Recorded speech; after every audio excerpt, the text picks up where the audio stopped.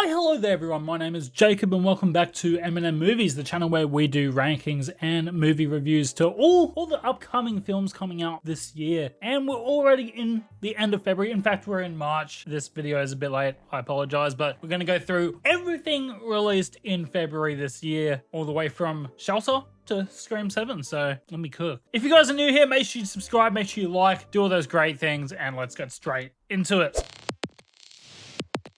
Scream 7, a generic horror movie from a franchise finally running out of steam, meets a whodunit with reveals that make Scooby-Doo look like a masterpiece. Scream 7 makes sure there's no time for development with characters. We only really get a dynamic between Sydney and her daughter. Apart from that, all the other characters are either expendable or just useless, and yeah, these characters need to die, so that's why they're here. We also have some of the worst reveals, actually the worst reveals in the entire franchise, with a complete word salad to make it all logically make sense, which it still kind of doesn't. It's predictable, it's stupid, and this franchise is falling off a cliff. While it's not all bad, there are still some fun scenes to be had here. It's still probably the worst movie I saw in February.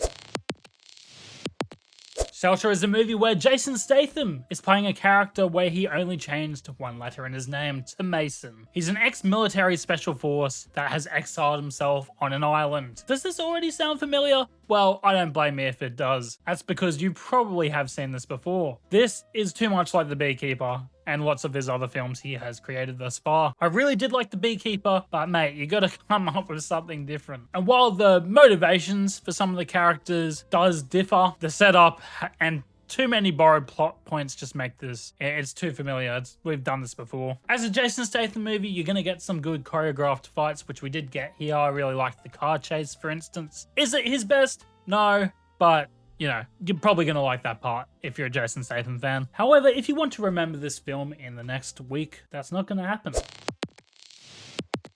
Moving on, we got Wuthering Heights. I didn't do any review on this, so this is my first time mentioning it. Wuthering Heights is a movie I went to see on Valentine's Day with my imaginary girlfriend, and both of us thought it was not what we expected it to be. Look, I haven't read the book or anything that it's been adapted from. I just went in knowing nothing, essentially, except Margot Robbie, which is the main reason I was there. The relationship between her and Jacob Elordi's character at the start was interesting. I was hooked a little bit, and there were a few twists this movie did have. Look, it wasn't really my type of film at all, but I kind of like throwing myself into random movies like that sometimes. And yeah, there were times because of that I did kind of get a little bored of the plot, a little bit tired of it, but not enough where I had a negative experience per se. So overall, I am positive on this film, but I probably won't ever watch it again. And finally, yeah, I only watched 4 new movies this time around, but we're gonna watch more in March, okay? I promise.